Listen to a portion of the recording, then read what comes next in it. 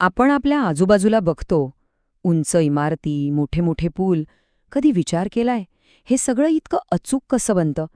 यात काही जादू वगैरे नाहीये. यामागे आहेत दोन साधे पण अत्यंत शक्तिशाली नियम. आज आपण तेच नियम उलगडणार आहोत.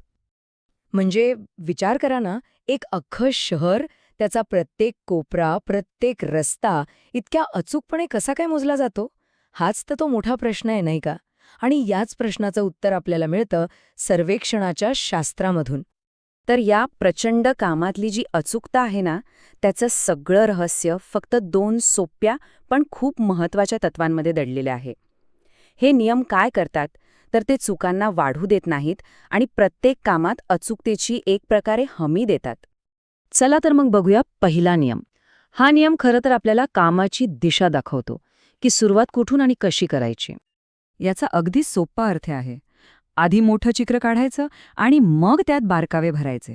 सर्वेक्षणाच्या भाषेत सांगायचं झालं तर आधी संपूर्ण जागेची एक पक्की अचूक बाह्यरेखा म्हणजे एक फ्रेमवर्क तयार करायचं आणि मगच आतल्या छोट्या छोट्या भागांचं मोजमाप घ्यायचं.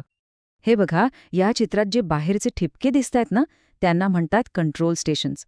हे असे पक्के बिंदू आहेत ज्यांची जागा आपल्याला आधीपासूनच अचूकपणे माहिती असते.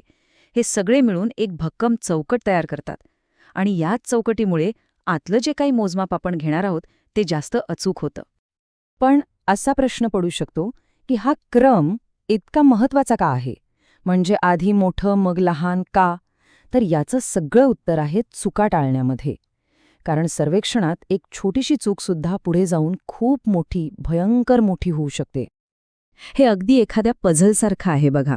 आपण आधी पझलची बाउंड्री, ती चौकट तयार केली तर आतले तुकडे बसवणं किती सोपं जातं नाही का? आणि चुका होत नाहीत. पण विचार करा, जर आपण मधूनच कुठून तरी सुरुवात केली तर एक छोटासा चुकीचा तुकडासुद्धा वाढत वाढत जाऊन अख्खा चित्र बिघडवू शकतो. इथेही तसंच होतं. आणि हाच धोका या वाक्यात किती स्पष्टपणे सांगितला आहे. जर ही प्रक्रिया उलट केली, म्हणजे लहान भागाकडून मोठ्या भागाकडे गेलो, तर छोट्या छोट्या चुका वाढत जातात आणि त्या नियंत्रणाबाहेर जातात आणि मग संपूर्ण प्रोजेक्टची अचूकता धोक्यात येते. म्हणूनच हा पहिला नियम म्हणजे सगळ्या कामाचा पाया आहे. ठीक आहे, तर हा झाला पहिला नियम. आता वळूया दुसऱ्या महत्वाच्या तत्वाकडे. हा नियम आपल्याला सांगतो की कोणत्याही एका नवीन पॉइंटची जागा अचूकपणे कशी ठरवायची. नियम खूप सोपा आहे.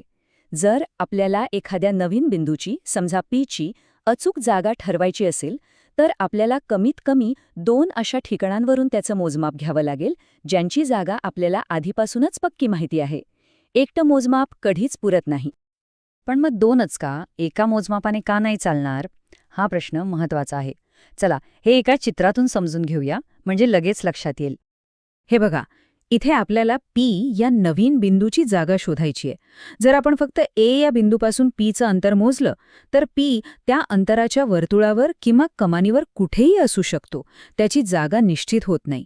पण ज्या क्षणी आपण बी या दुसऱ्या बिंदूपासूनही त्याचं अंतर मोजतो, तेव्हा या दोन्ही कमानी जिथे एकमेकांना छेदतात, ती आणि तीच पीची एकमेव आणि 100% अचूक जागा असते. तो तिथेच लॉक होतो. आणि हे जे 2 मोजमाप घ्यायचे आहेत, त्याचे साधारणपणे 3 मुख्य मार्ग आहेत. एकतर एक कोन आणि एक लांबी मोजा, किंवा दोन्ही ठिकाणाहून फक्त लांबी मोजा, नाहीतर मग दोन्ही ठिकाणाहून फक्त कोन मोजा. या तिन्हीपैकी कुठल्याही पद्धतीने आपल्याला त्या बिंदूची अचूक जागा मिळते. म्हणजे पद्धत कुठलीही वापरा, परिणाम एकच मिळतो.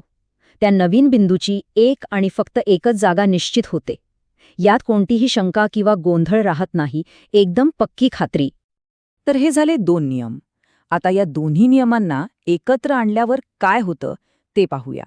हे दोन्ही मिळून अचूकतेचा एक मजबूत पाया कसा रचतात ते बघूया. तर थोडक्यात काय?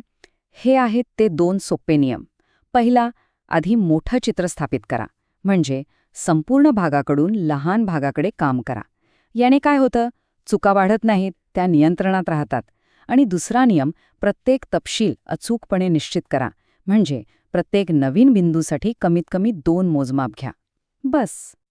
हे फक्त 2 सुटे नियम नाहीयेत, हे समजून घेणं महत्वाचं आहे.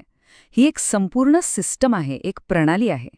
पहिला नियम संपूर्ण रचनेला कंट्रोल करतो आणि दुसरा नियम त्या रचनेतल्या प्रत्येक छोट्या भागाला अचूकता देतो. आणि याच सिस्टममुळे आज आपण इतकी मोठी आणि गुंतागुंतीची बांधकामं करू शकतो. आता जाता जाता एक विचार मनात येतो. आज आपण जी काही मोठी मोठी आश्चर्य पाहतो, मग ते मोठे पूल असोत, गगनचुंबी इमारती असोत किंवा अगदी समुद्राखालून जाणारे बोगदे असोत. विचार करा, ह्या 2 साध्या सोप्या नियमांशिवाय यातलं काहीही शक्य झालं असतं का? खरंच, विचार करण्यासारखी गोष्ट आहे ही.